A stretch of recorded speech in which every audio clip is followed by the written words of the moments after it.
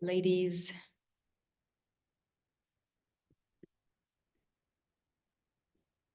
Oh my God, is everybody else freezing? I'm freezing. I'm sitting inside with my coat, literally freezing. It's crazy. I know, Shadeen, right? It's like, where are we? I'm going around with my warm bottle, walking in the house with a warm bottle. That's a good idea. That's a good Yeah, idea. yeah, it's saving my life. Is it? I'm sure. Like, I heard about Snugs. My sister uses Snugs. I haven't tried them. I think it's about time instead of wearing my coat inside. Yes, yes. Okay. All right, ladies, 7 p.m. Let's get started. We are nearly there, nearly done with your prep phase. We have one more day of preparation, and Thursday is day one of your detox. In general, I want you to always be at least one day ahead of your plan. That's it. If planning for 3 days is a little bit too much for you or overwhelming for you, or even if you're somebody who plans 3 days, 4 days at a time, and for whatever reason, because life happens, you fall behind, as long as you have one day ready, you're always going to be good to go, because preparation is the most important part of this. You're overcoming your critter brain objections. You're going to create that discipline for yourself, and you have that motivation and that drive. And all of that is amazing. But if you have all of that and it's time to wake up in the morning and make a smoothie and you don't have your ingredients, or you come home in the evening and it's time to make a salad or some vegetables and you don't have your ingredients, guess what's going to happen? All the motivation and all the discipline and all the good things that you've got, all of that, they're not going to work, because the critter brain is going to jump right in and say, oh, too bad, you don't have your celery. Oh, too bad, you don't have your veggies. What's the easiest thing you're going to do, especially early on in the process?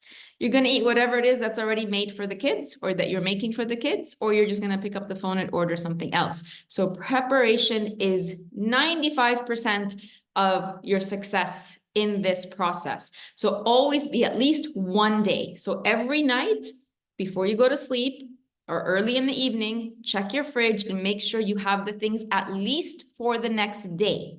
That's it.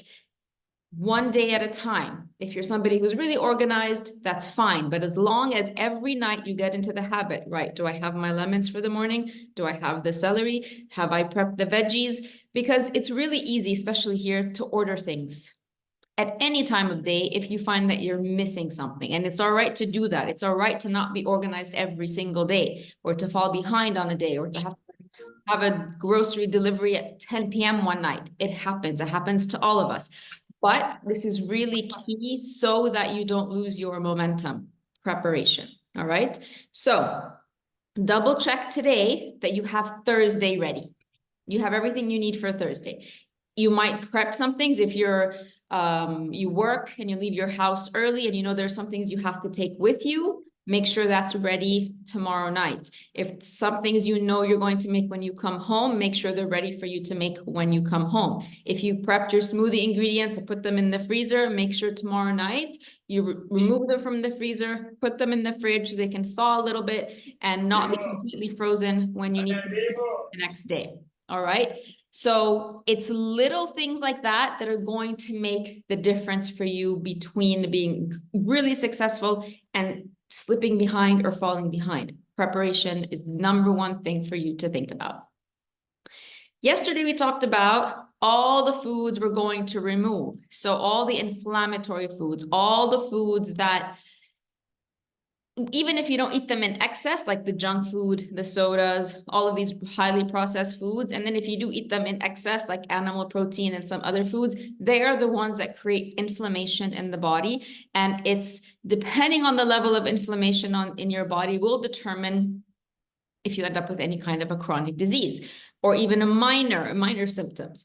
Inflammation is here's the thing about inflammation, because I keep talking about inflammation. Inflammation actually is a healing process at its core. What happens with inflammation is, imagine you're in the kitchen and you cut yourself, or if you have little kids, Or think back to when your kids were little and they're running and they fall and they scrape their knee, right? And then that spot where they fell, it might bleed a little bit, it might be a little bit red, but then it forms a scab. Or if you've cut yourself in the kitchen, not too seriously, it forms a scab. It's a little bit red, might be a little bit painful, might be a little bit warm to the touch, but then the scab falls off and that little wound is healed. That process from when the initiation of the wound to forming of the scab, to the scab falling off, to the wound healing, that's actually inflammation. Inflammation is this built-in process that your body has, innate process. You don't actually control it. You don't initiate it. The body puts it in motion when you're injured, when you need to heal. So it's really obvious for us when the healing or when the injury happens on the outside of our body. So anytime you've had any kind of external injury and you've seen it from the beginning to the very end, that's the process of inflammation working. We want inflammation because that's how our bodies heal. The thing is, with internal inflammation, happens in exactly the same way as externally. We don't see when it happens, right? So you don't see when the injury starts. You don't see that there's even an injury. But in the same way that your body heals itself externally, it heals itself internally. The problem with internally, because you don't know what's happening, you keep re-injuring yourself over and over and over again. So imagine you fell, or your kids fell, or you cut yourself with a knife, and then you come back and cut yourself in the same spot again, or your child falls on the same spot on their knee again. And so in mid-healing and mid-forming of the scab, the scab kind of falls off because it's re-injured again. So then it has to regrow the scab again and heal again. So then imagine if that happens again and again and again. So instead of inflammation sort of reaching its peak, healing, and then dying off, it stays up here. Chronic inflammation. That doesn't happen externally. We see the healing happen really quickly because we don't keep re-injuring ourselves in the same spot. Internal injuries happen with the toxic foods. So when you eat the toxic foods over and over and over and over again, it's the equivalent of you injuring yourself externally with a knife over and over and over and over again on the same spot. So instead of inflammation healing your gut, healing your digestive system where the inflammation starts, it stays in what we call chronic inflammation. And it's chronic inflammation that creates disease. So we don't want the chronic inflammation. We want to remove the source of the injury so the inflammation can complete the circle, heal you and die off. And then when that happens, your symptoms disappear and your condition disappears. So all the foods that we talked about yesterday are the ones that have potential injury power. Let's put it that way, right? That when you consume them over and over and over again, they injure your digestive system. The body initiates inflammation to heal, but because you keep eating the same foods, inflammation can't do its job, stays in a chronic state, and then eventually you end up with a chronic disease. So one of the most important things is to remove the source of the injury, the source of the inflammation, the toxicity, as we call it. But there's a part 2 to healing that most people don't realize. So a lot of women will come to me and say, well, then I'm gluten-free and I'm dairy-free. I don't eat these things anymore. But I'm still not feeling great. Like I felt a little bit better, but I still have symptoms. Like I'm not really healing. And that's because part 2 is replenishing the deficiency. So healing requires 2 things: removing the toxicity, replenishing the deficiency. If you only do one or the other, you're not going to get the full results. So some people will still eat all the junk, still eat all the processed stuff, but then eat fruits, eat vegetables, drink more water, maybe supplement, hoping that the supplementation will help. And they might feel a little bit better, but full healing requires you to do full on, remove the source of the injury, remove the source of the toxicity, and then replenish everything that the body's been missing so that it can heal. So today we're talking about what you're going to replenish with. Get rid of the toxins, replenishing with fruits and vegetables, because fruits and vegetables are the most healing foods on the planet. There's no other food beyond fruits and vegetables that can do what they do in terms of regeneration. So when we talk about healing, once you've gotten rid of the toxicity, you're talking about regenerating those bits of you that have been eroded with the chronic inflammation. And the only thing that can regenerate cells and regenerate what's eroded and regenerate what has, weakened and regenerate what needs to come alive again in order to function properly. The only foods that can do that are fruits and vegetables. And the reason for that is they are full of the vitamins and the minerals, live, this is very important, live vitamins and minerals, enzymes, hydration. There's a specific type of hydration in fruits and vegetables that is completely different than the hydration in water. And this is the healing power of fruits and vegetables. This is when you consume them in quantities, they know exactly what to do when they go in your body to help to eliminate the inflammation, but then help to rebuild and regenerate all of your systems. So when you look at your plan, you're going to see that there's some vegetables that are sort of prominent in the plan, like the celery, like the asparagus, like broccoli, the apples, the dates, the berries, and the berry smoothies. And all fruits and vegetables are healing, all of them. But the reason we have focused on some of these more than others is because they have a little bit more potent when it comes to the liver. Every single fruit and vegetable, again, is beneficial for the liver, is beneficial for the body. And this is important to know because you can't do this wrong. So let's say you don't have broccoli, or you don't have asparagus, or you don't have berries, or you run out of dates, or you run out of apples, and you substitute with another fruit or vegetable, it will still work because all vegetables and all fruits are healing. So when you see that list that you have in there, when you look at the recipes, you're going to see, obviously there's lemon in the morning, and lemon it's acidic, but as soon as you put it in your mouth, it turns alkaline. And anything that is alkaline in the body is healing. So some of you might say, I have acid reflux, or I have an ulcer, or I shouldn't have lemons.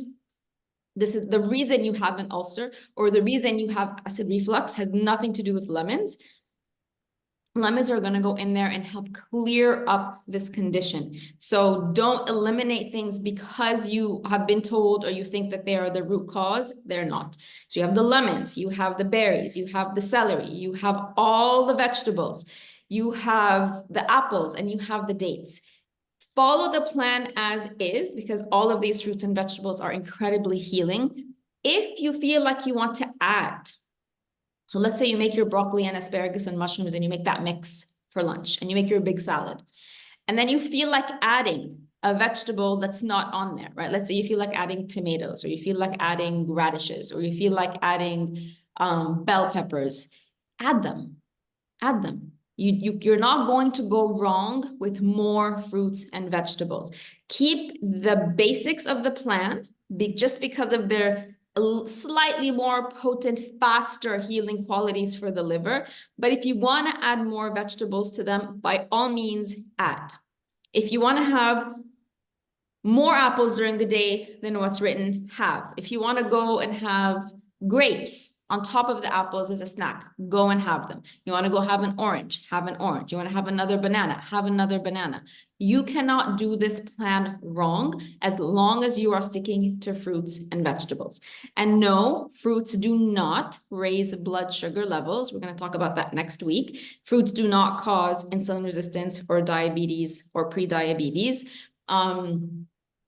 None of those myths that you've heard. They are not. The reason people get sick, the reason we have, I don't know what's depending on where you are in the world, anywhere between 88 to 92% of the population is metabolically unhealthy, which means that 88 to 92% of a population have diabetes, insulin resistance, pre-diabetes, high blood pressure, heart disease, cancer, autoimmune, you name it. The reason we have these massive amounts of diseases is not because people are overeating fruits. You are not seeing people in the emergency room because they're overeating fruits. The reason people are unwell is because they're staying away from fruits and eating mostly animal protein and processed foods. So it's time to shift that and go back to what the body recognizes as healing foods, and that always starts with fruits and vegetables. So this is where you can enjoy unlimited quantities. The recipe quantities are quite large. So you're going to feel like oh my God, this berry smoothie is huge. I can't finish all this. This salad is huge. I can't finish all this. Eat very, very slowly, because these are sort of like medicinal doses of these fruits and vegetables. Eat slowly. You want to spend at least 20 minutes drinking your smoothie, at least 20 minutes with each meal. If you reach 20 minutes and you feel like you're full, then stop. Don't force yourself. But the idea is that you cannot overdo fruits and vegetables when you are healing. I know that with cancer patients, they literally on the hour give them a glass of some kind of juice because it's medicine. And the more medicine you give, the more you flood out the toxins, the more you trigger regeneration and healing. So don't feel like, this is just to put your mind at ease, that even though there's certain fruits and vegetables in the plan, if you can't find one, if you don't feel like having one that day, you want to substitute, you want to add something, the plan will still work because all fruits and vegetables are healing. All right, so that the fruit and vegetable only portion starts on Sunday. Remember that Thursday, Friday, Saturday, you are doing the clean eating version, which includes some animal protein, still includes some beans, legumes, nuts, good fats like avocado if you want it. Starting Sunday is when we're going to be completely just focused on the fruits and vegetables and where you need to follow the plan exactly. Thursday, Friday, Saturday is where you have the freedom to choose what you want for lunch and dinner on all those 3 days.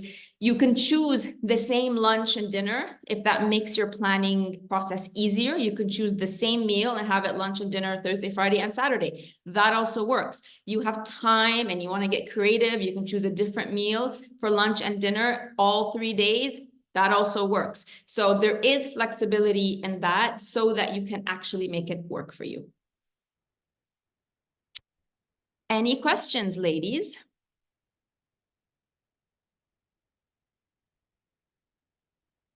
The portion size of animal protein is a palm size. So like 1 chicken breast, 1 fillet of fish, 1 piece of meat, 1 only. It's typically like between 150 and 250 grams if you want to weigh it, but I don't have a scale in my kitchen. I just go by like 1, or like the way it comes already chopped from the supermarket or the butcher, 1 portion. Dana, is it fine to eat eat salmon 3 days in a row? Yes. Okay, perfect.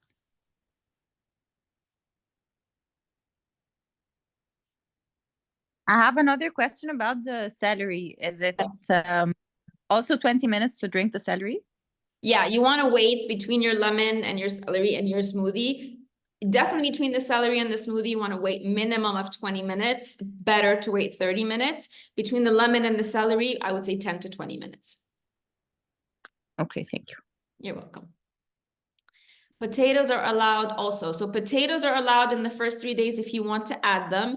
Potatoes show up on, I believe, day 10 of the plan. No potatoes before that. And actually, I'm glad you brought this up. The reason we don't do potatoes before that is basically, if I said go ahead and have potatoes, nobody would eat any other vegetables, right? If potatoes was on the plan every single day, you can bet that all of you might have a little bit of asparagus or a little bit of broccoli and this much potatoes. Potatoes are amazing. Potatoes also have incredible healing powers, but they're going to come into the plan on 1 day only. Once you have done the 9-day detox and repeated it, we're going to get into that. They're in the hybrid cleanse, which is one of your options for moving forward. It's one of the different intensity of the detoxing that has actually potatoes on it on almost every day if you want it. But for this initial bit, we need to retrain your taste buds and we need to get you used to enjoying vegetables and enjoying,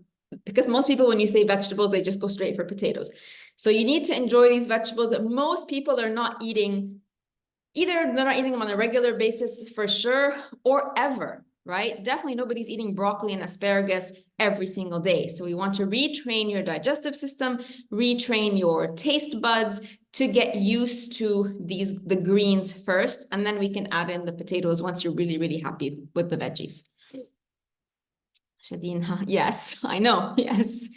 4 hours between meals. So for Thursday, Friday, and Saturday, because we have animal protein, yes, you would wait minimum 3 to 4 hours between your meals. Once we've removed animal protein, because animal protein is what you have to sort of work your eating timetable around, because it takes a long time to digest, and digestion is affected by what you eat with animal protein or right before or right after. So this is why we have to give your body time to digest it. But once we start on Sunday and there is no animal protein, you don't have to wait between meals. So let's say you have your lemon, celery, berry smoothie, and like an hour, 2 hours later, you're a little bit hungry, go and have your apple and dates. You don't have to wait. You have your lunch, salad, and the cooked veggies an hour later, especially at the beginning when the body's getting rid of sugar cravings, you might feel the hunger more frequently than later on.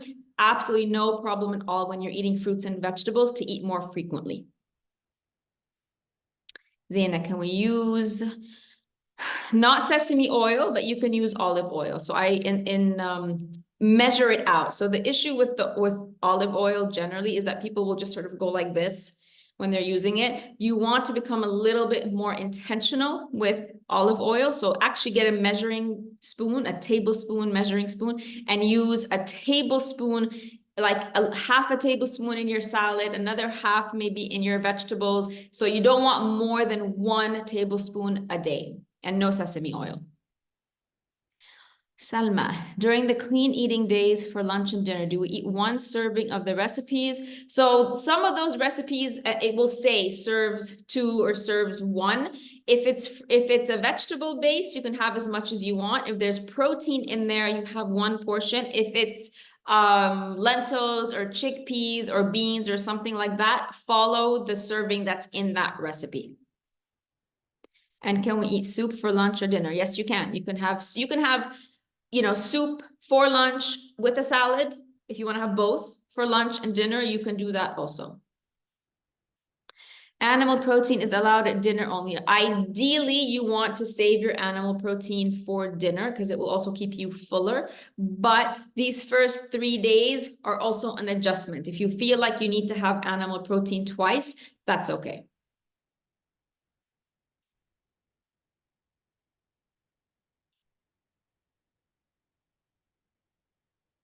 Any other questions, ladies? How are the preps coming along?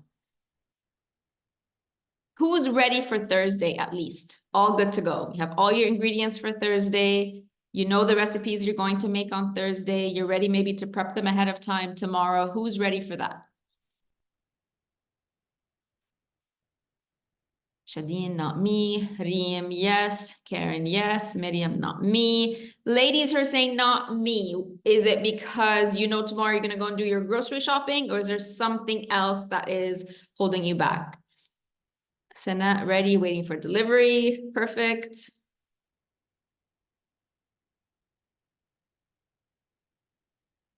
Shadeen, go ahead.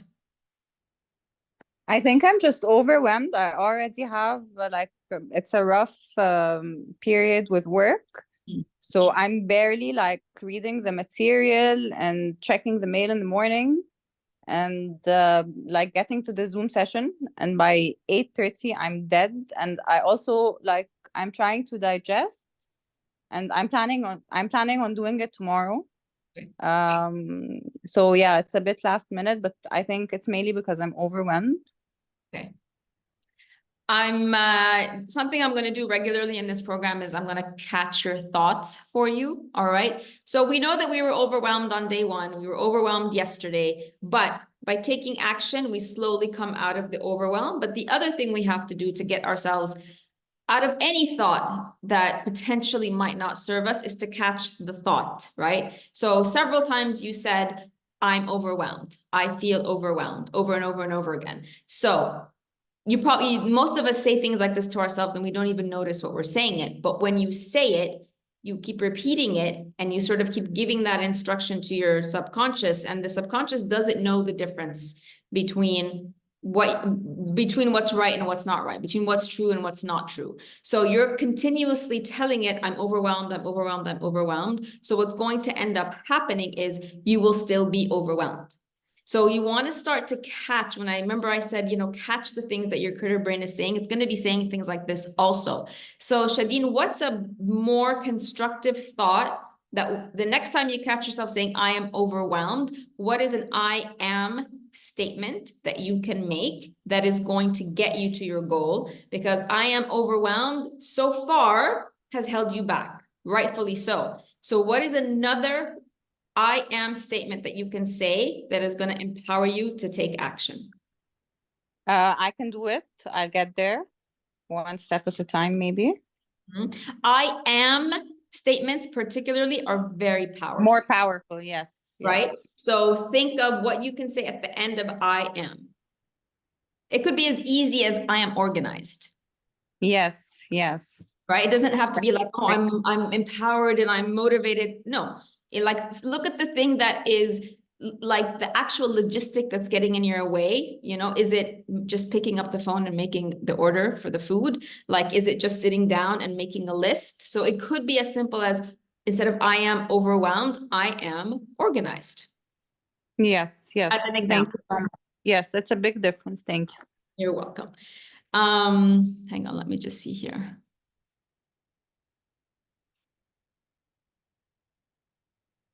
Somewhat, I had my favorite cake today. So this is totally normal. So if any of you are feeling like you're today and tomorrow, you're going to order your favorite takeout, you're going to have all your desserts, you're going to binge on chips at night. This is actually not a sign, again, of lack of willpower or that you're weak or any of this. We haven't evolved much from that original man that we talked about 100, 200,000 years ago. Biologically, we're still very much the same. And 100,000, 200,000 years ago, they actually had to prep themselves for periods where they won't have as much food, like during the winter, for example, or they knew there'd be periods of famine. So when they were approaching these periods of time, they would literally fill up. They would store the food, you know, like hoard the food, but also eat a lot. So we haven't evolved past this. We still have this instinct. It's in us that when there's any threat to our food supply, we want to go out and eat as much as possible. So obviously right now we don't have famines. You know, thankfully, none of us live in areas where there's a famine. We don't actually have a shortage of food. We don't actually have, our access to food is not limited. We don't actually have any of that. Our modern day equivalent of a famine or a food shortage is a diet. So as soon as your brain is like, oh my God, she's not going to have access to all of these things, it panics because right now part of what your critter brain is, that's why it's worried about you, is it thinks that this detox is a famine. You're going to starve, you're going to die. So go and eat all these things before you start. So if you do that, do it. It's no big deal, but doing it and understanding why you're doing it is very different than just sort of, you know, mindlessly going and doing it. And a lot of what we're doing from now on is to become very mindful and understanding why we do the things that we do when it comes to food. And this is why. So if you've gone and had your cake, go and have your 5 bags of chips, go and have your pizza and your burger, it's because your brain is afraid that you're literally, you know, you're going into a famine on Thursday and it needs to protect you. Samad will prepare from tomorrow. Sally, not me. Sally, I'm not worried about you. You've done this before. Stephanie, only missing the lemon balm tea and need to decide on my meals. So for any of the, let's say the lemon balm tea or any ingredient that you can't find, don't panic about that because this is a long process. This isn't something that we're doing just for the next 9 days of the deep detox or just for the 21 days. Because the healing is an ongoing journey. If you don't have lemon balm tea for tomorrow, that's perfectly fine. As soon as it comes in stock or as soon as you find a place where you can buy it and slip it into your routine. It's that simple. Same thing with a vegetable that's out of stock. In your the eating plan and the recipe and the shopping list, I do have a little section at the end with substitutions. So in case you can't find broccoli, in case you can't find berries, in case you can't find celery, what you can use instead, because this has to be sustainable for you. So not every time you don't find something, you stumble, you know, you glitch, or you don't follow through. There are substitutions, or you simply just keep it out until you find it and add it back in. Dina, I don't eat dairy, including eggs, animal protein, only fish, and feel inflammation in my bones. So if you were eating any of the other things on the list, so let's say you were having any type of bread, whether brown bread, beledi bread, white bread, any version of bread, sourdough bread. If you were having anything, cereals, oatmeal, beans, legumes, right? Lentils, chickpeas. If you were, I mean, and even fish can still create inflammation. If you're having coffee, if you're having tea, if you're having soy, if you're having yeast, if you're having anything that comes out of a box, anything that's packaged, if you are using the beauty products, right? We're getting to that next week or the week after. If you're using beauty products that have the toxic chemicals, if you have scented candles at home, if you're using, and everybody does, the household products that have all the toxic chemicals, all of those are potential inflammation creators. All of them. So it's not just dairy and animal protein. It's wheat, all the processed sugar, all dairy, eggs, animal protein, soy, yeast, corn, additives. If you eat out, right? A lot of times, almost all the time, I believe, when we eat out, all the food that you eat out is made with one of the processed seed oils. So either corn oil or sunflower oil or sesame oil or canola oil, or if you cook with these at home, these are highly inflammatory oils. So if at any level you've been consuming those, that's going to create inflammation in your body. Yes, manifesting, you're right, thanks, you're welcome.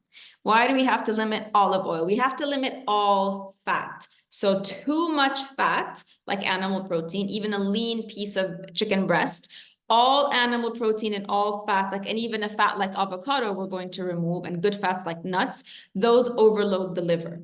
So what we're doing right now, there's nothing inherently wrong with olive oil. On the contrary, olive oil is really good for you.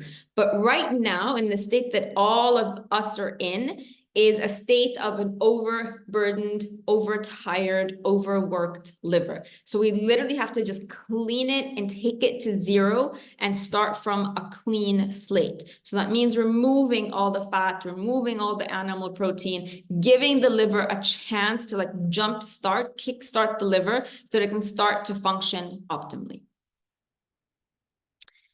Shahinez, I'm ready and excited. Didn't check all the recipes yet, but stopped all the gluten, the caffeine, the hot chocolate, still on the lemon elixir, celery, eating fruits, vegetables, and proteins only. Amazing.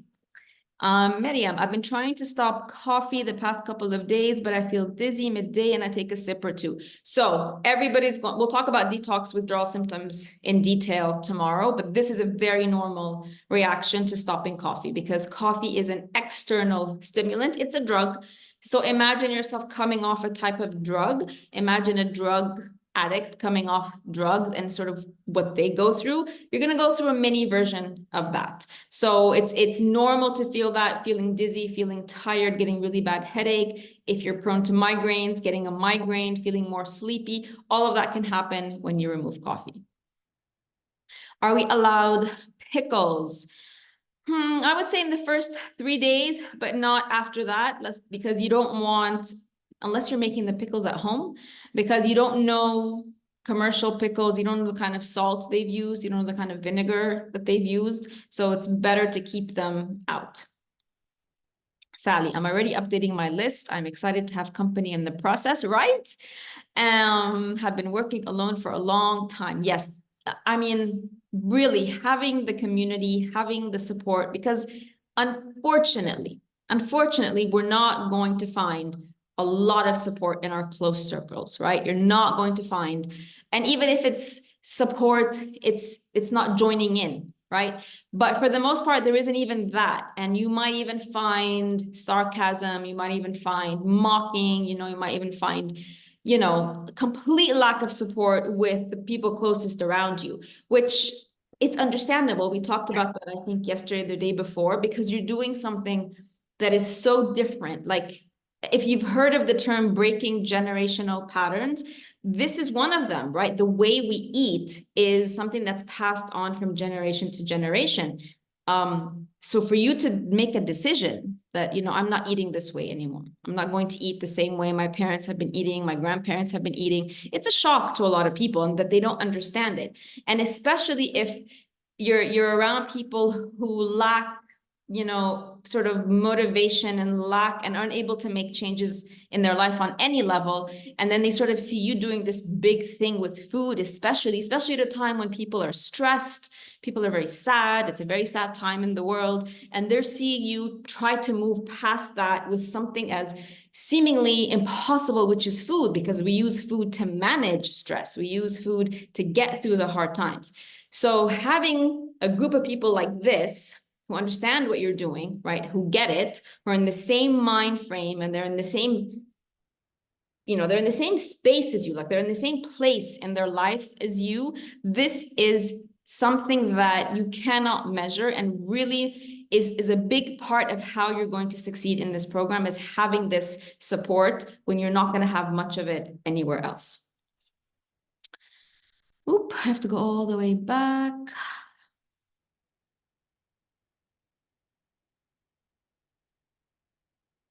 Zaina, speaking of oatmeal, what about gluten-free oatmeal and generally gluten-free bread alternatives? So no, grains in general. So, you know, and wheat is a grain, wheat, beans, lentils, oats, all of these are grains, and grains are all on the inflammatory side. So oatmeal doesn't contain gluten in and of itself. Like, it's not like gluten is in rye and barley and wheat, like they inherently contain gluten. Oats don't. Oats typically are processed in factories and places where they process glutinous grains, and so they get cross-contaminated. So the oats don't typically have gluten. They just kind of take it on from being around other things. So the fact that you get gluten-free oats doesn't make it any better. It's still a grain. So all of these grains, generally, we call them dry, dead, and dumb foods. They do nothing. They're not alive, right? When you compare it to a fruit or a vegetable. So once you're done healing though, right? So let's say whatever your symptoms are, you overcome your condition, you are medication free, and you decide one morning you want to wake up and have oatmeal for breakfast. Is that going to throw everything off? No. But having oatmeal for breakfast every single day, yes, this is part of the problems. If that's what you've been doing, it's part of the reason why you are not feeling well today. And gluten-free bread, the same thing. So anything that's gluten-free, unfortunately, so again, the food industry, like I said yesterday, sort of jumps on to like things that it sees like our trends and things. And so people are like, okay, gluten is not good for us. We need to stay away from gluten. So what do? What's the substitute? We go and get gluten-free bread and gluten-free baked goods, and which is fine because you are removing the problematic gluten, but the product that you're eating instead, what is it made out of? It's still a processed product, remember. So gluten-free bread and regular bread are still both processed products. They're not naturally occurring. They had to go, they're made with many different ingredients, are made in a factory, had to go through a process to look like what they look like before you consume them. So what we're trying to do is eat as close to nature as possible with things that, you know, when they come on your plate, they look almost exactly the same as what they look like on the tree in the farm. So gluten-free products are still processed products. And if they're made with sugar, a lot of them are still made with sugar. If they're made with cornstarch, if they're made with things like potato starch, like all of these more dry, dead, and dumb foods, right? Like potato starch is not the same as a fresh potato. And if it has additives, and then they need to add things like, what's it called? Xanthan gum, right? Because gluten is what makes bread gooey like this. When you take it out, you don't get gooey bread, you get very dry bread. So they need to make it a little bit gooey, a little bit soft. They add something called xanthan gum to it, which is an additive. Like your body doesn't know what to do with that. So these things are things that you can every once in a while have, but you're not going to replace and say, right, I used to have a piece of bread every single morning for breakfast. So instead of a regular piece of bread, I'm going to just substitute with a gluten-free. That's not going to heal you. That's not going to regenerate and give you the health and help you become symptom-free. Dina, yes, thank you. I'm looking forward to heal. Yes, Shahinaz, I didn't eat eggs, which I miss. So I think I have eggs like 3 times a year, something like that. And I had them last week and I woke up the next day. I didn't sleep all night from the discomfort. I had a worse reaction to the eggs than I did to having a pizza. Eggs, it's one of those things that's very hard to wrap your mind around because everybody tells you how healthy eggs are. Everybody, right? Unless people who, promote veganism, but they really, really can. If you have even a little bit of pathogens in your system, little bit of overgrowth of bacteria, they're going to feed it and it's going to make healing so much more difficult and it's going to aggravate symptoms. Dina started celery and the lemon water and the berry smoothie for the past 2 days and I love them. Amazing. Anybody who started already on the process or as you're doing your grocery shopping, snap a photo and share it on the group to, motivate everybody. It's always great to actually see somebody in the process. So definitely do that.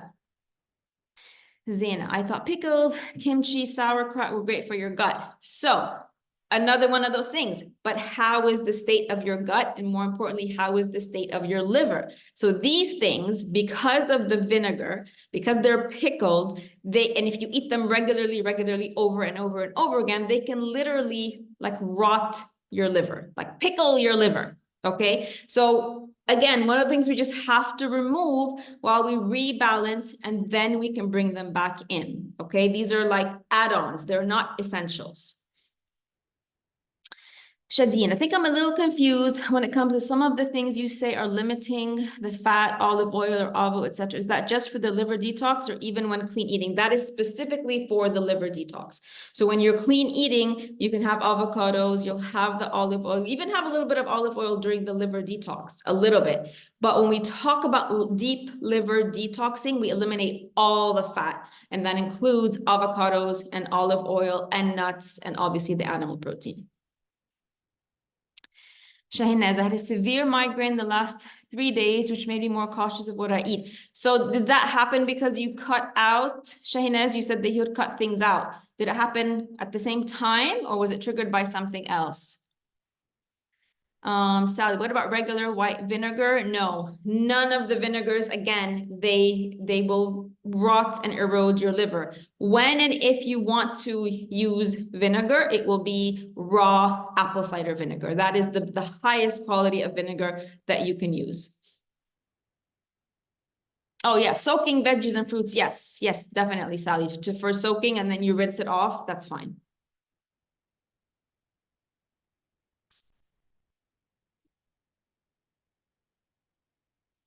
Anybody else with any questions, concerns? Anybody else started like Dina? Anybody else starting to get excited, starting to look forward to the healing?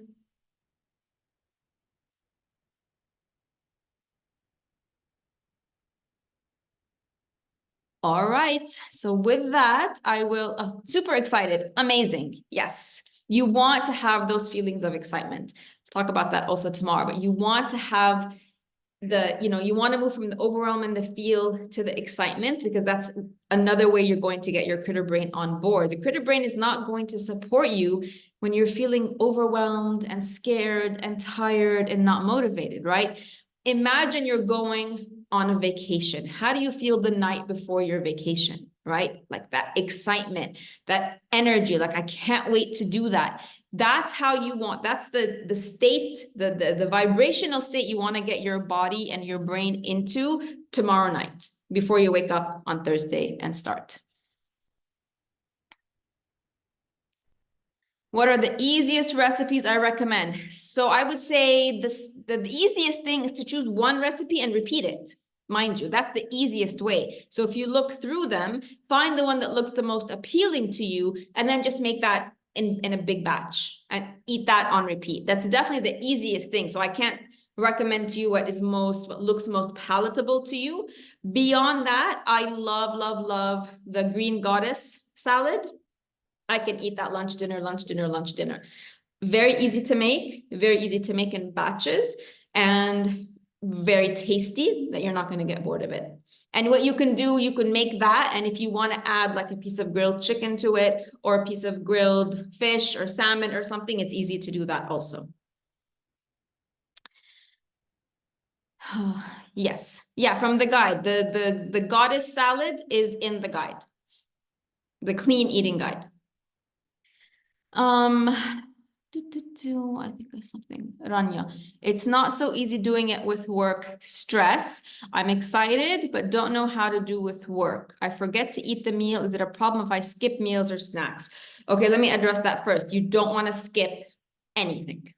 Okay, skipping meals or going, actually, once we get into on Sunday, the fruits and vegetables, going longer for like 2.5 hours, this is going to, it's a stress response in the body. And if the body feels stressed, it's going to produce cortisol. We're going to talk about that specifically next week.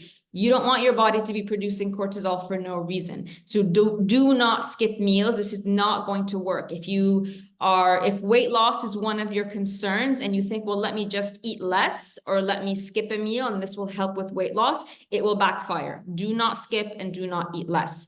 What I need to address more importantly here, Rania, for you is your statement. It's not so easy doing it with work stress. So again, the same way that I was telling Shadeen, she says, I am overwhelmed. You're saying it's not so easy. So you know what's going to happen? Every time you tell yourself, it's not so easy, it's not so easy, it's not so easy doing it with work, it's not so easy doing it with work stress, it won't be easy. The more you tell yourself that, the more you're going to see proof of it in your day-to-day. So Rania, I'm going to invite you again, like I did with Shadeen. How can you replace that sentence with one that will work for you? Instead of, it's not so easy doing it with work stress, because that's automatically your critter brain. And also that one is just confirming to your critter brain that this is too difficult, that you shouldn't be doing this. This is going to make your life more difficult. This is unsafe. This is dangerous. So the whole process is going to feel a lot heavier for you than somebody who is like, I'm so excited, I can't wait to do this. So, and I'm going to do this I'm going to be catching everybody's thoughts as much as I can. So how can you flip this, Rania? What is another way for you to speak to yourself in a way that is going to have you feel that this is easy despite work stress? So I just say to myself, I can do this. It's going to be easy. It's going to be exciting. It is. Always speak as if something already is. Yeah. Right? So it is exciting. It is exciting. I am able to do it. I am doing it. I am doing it. I am doing it. And it is. Always speak as if you are already. Also, you know, when you're healing, you speak to yourself as if you're already healed. You speak as if whatever it is that you're thinking of you want in the future is happening now. You speak it now. Not I will be excited or... Okay, so doing it, yeah. Yes. Okay. Okay, perfect. I already feel relieved. Good. Good. Shahinaz, I had a severe migraine. Okay. It's triggered by something else, wrong food, seafood, or stress. Okay. Well, here's a good thing, Shahinaz. At least you're getting the migraine now before you go deep into the detox. It might come back again, but at least you're getting the big detox withdrawal of it out of the way now. Shadeen, might need a long reply. Feel free to push for later for the time, but in Ayurveda and in eating for your cycle, I read a lot that for example, during winter, fall, period seasons, cooked veggies and food might be more suitable. Yes, 100%. So, and you're going to see your body when you go through this process, you're going to see that during the winter, your body will gravitate naturally toward more warming foods and cooked foods, 100%. And as the weather cools off, as we get into spring, it's going to be, you feel like you need to cool off. So it's much easier to eat salads and juices and smoothies and all of that in the spring, 100%. But since we are doing this detox during the winter, you are just laying this foundation right now. Let's say you start this detox now and you go through the whole detox process and you keep doing it all year. By the time you get to next winter, inshallah, you'll be doing it a little bit differently, right? And I do have options for that in the plan, by the way, cold weather options. You would choose, for example, to wake up and have a vegetable broth in the morning instead of the cold celery and the cold smoothie. Or you would wake up and have, there's baked potato options, 100%. But in order to get to that's a state of mindful eating when you're really in tune with your body. If that's something you've already experimented with, then go through the first 9 days as is, and then go ahead and take from the cold weather substitutions that I have in your guide, and you can start to implement them from now.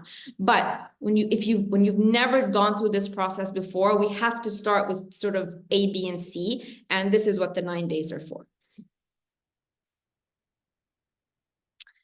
Versus raw, for example, hot versus cold foods. Sorry, cucumber is a cold food and pepper is a hot. Yeah, so then each type of food also in its raw form has its own composition of hot or cold. Yes, exactly. But again, most people are still wrapping their minds around not eating bread, right? Most people haven't reached the level of a pepper is a hot food and a cucumber is a cooling food. So we need to start with the basics. We need to start with this foundation, and then you start to tweak it and get really, really up close and personal with how your body reacts to each food. And everybody's basically working towards their own blueprint. That's what you're doing. You're creating your own very specific blueprint within the framework of healing foods, which are the ones that work best for me, in which forms, during which times of the year, in which way. Does that answer your question, Shadeen? Yes, very much so. Thank you so much. I love the blueprint. Yes.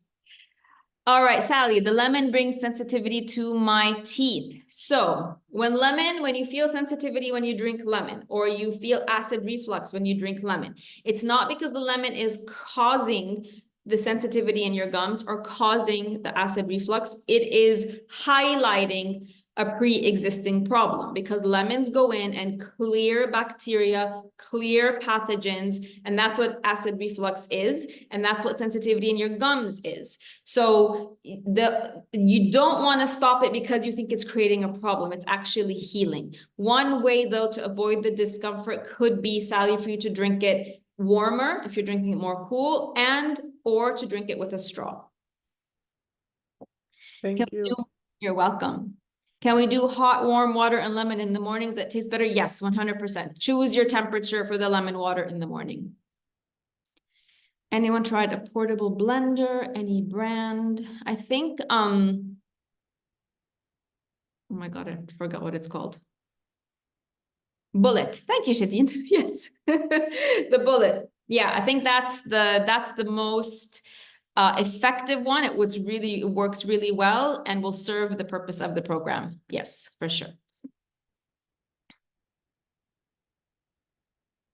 Oh, is it a Bullet one? The one at cilantro? It's very similar to it. It's really good. I use it. Okay, thank you for that. Thank you. Rania, does it make a difference if I use the Beledi lemon or the big one? No, no difference.